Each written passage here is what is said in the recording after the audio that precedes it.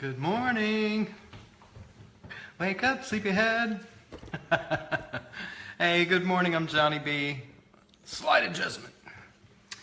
And just wanted to, I'm coming to you from South Central PA. I live in Gettysburg.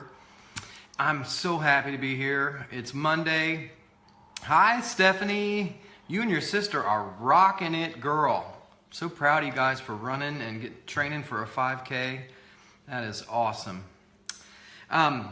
So, you guys, today is another day. We have a brand new chance, a brand new week, brand new day, brand new, we start over. Yeah, love it. Had a great weekend. I hope you guys did too. Man, I just got to tell you, I had planned to talk about some allergy things, and in fact, this week I've got 3 or 4 days worth of information for you, but I'm telling you, our pastors yesterday just knocked it out of the park. Hey, Daddy Berber. Stephanie, I love you.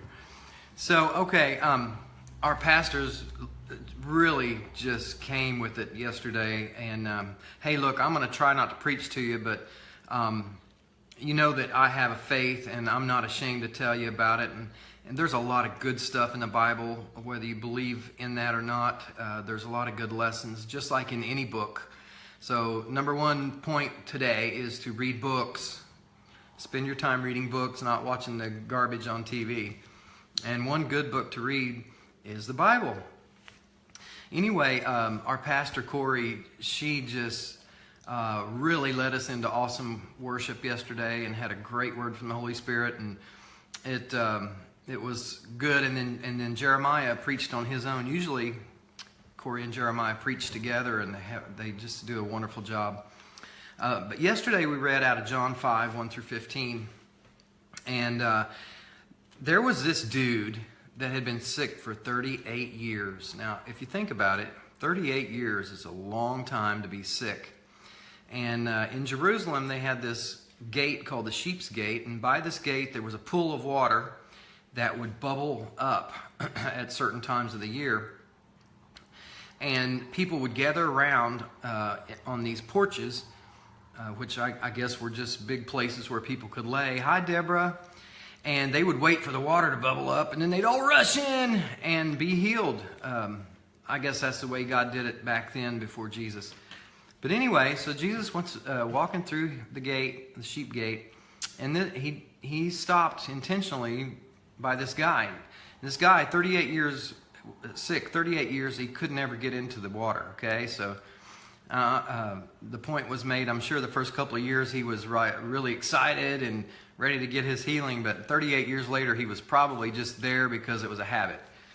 And but anyway, so this stranger walks up to him and said, "Would you like to get well?" And I'd never thought of it, but just wondering what that guy thought, this total stranger coming up to him after 38 years saying, "Would you like to get well?" Well, duh, that's why I've been laying here for 38 years. But anyway, instead of saying, "Yes, I'd like to get well," this guy made an excuse. He says, "I can't, sir, for I have no one to put me into the water when it bubbles up." And I just thought that was so poignant, that sometimes we can work so hard for our goals and our dreams, and even ourselves, our spiritual life, our mental life, our just life, 38 years or 40 years, or for me, 55 years. Sometimes we just get dulled to the fact that God has something better for us. And so Jesus asked him, "Would you like to get well?" Jesus knew all about him, And this guy said, "I can't, sir. I don't have anybody to help me." And so Jesus said, "Stand up, roll up your mat, and walk." So he didn't say, "Oh, let me help you down when it bubbles up and I'll throw you in the water," or "Let me lay my hands on you," or let's just say 10 hours worth of prayer and you'll be good. He said, "Just get up. Just get up. Hey, Michael." And so, and the guy just got up. Now, that's a story in itself, right? That he would listen to Jesus and say, "Okay, I'll just get up." I don't know how long it took him. I bet his muscles were probably atrophied, and man, I don't know. I don't know how that all looked. But the fact is, he got up and he rolled his mat up and he walked. So I could go on and on. It's an awesome story. There's so many little tidbits to take out of it. But my message this morning is just maybe life has beat you up a little bit, and you guys sometimes feel like quitting, or just, it's tough. Life is tough. But like Jesus said, just get up and roll up your mat and walk.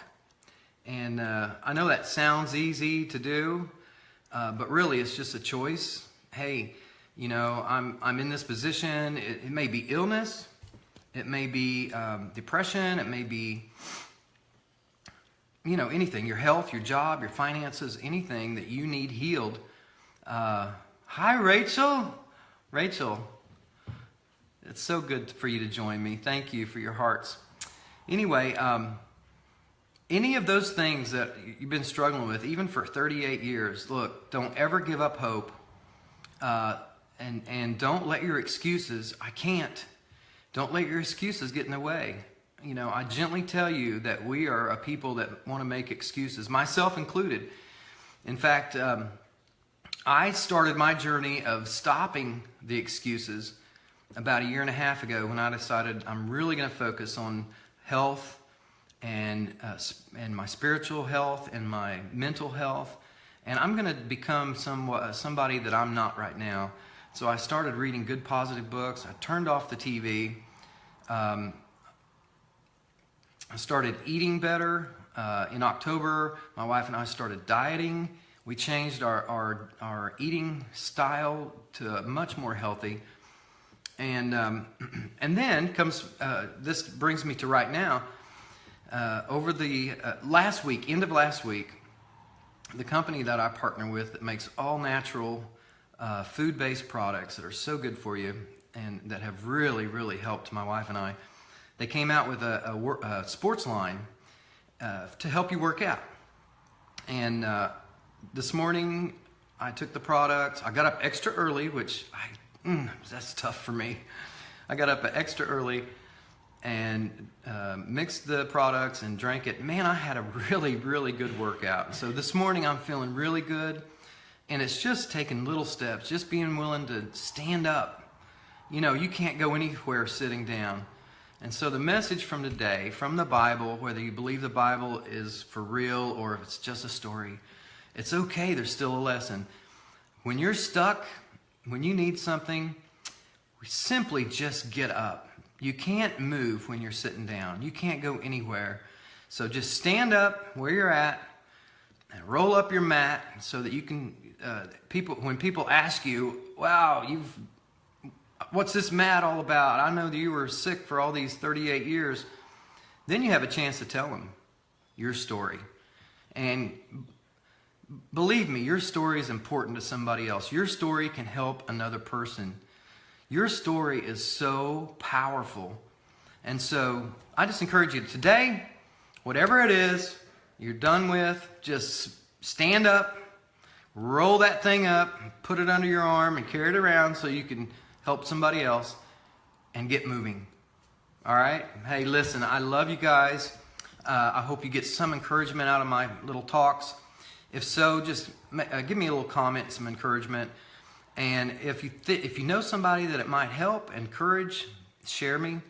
I love you guys. You have a great day. Dream big, work hard, love large, eat really good food, and take great vitamins, and be your best self now. And I'll see you tomorrow. Bye-bye.